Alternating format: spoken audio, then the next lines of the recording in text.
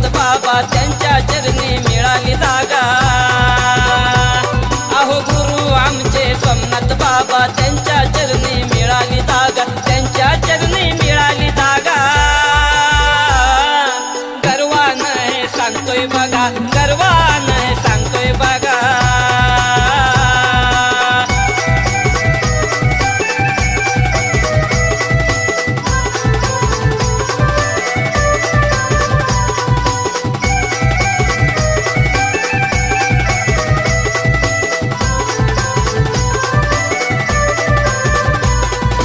पुही गावची शान, लय नाशिक जिल्ह्यात मान, घरी मच्छिंद्रनाथाचं ठाण।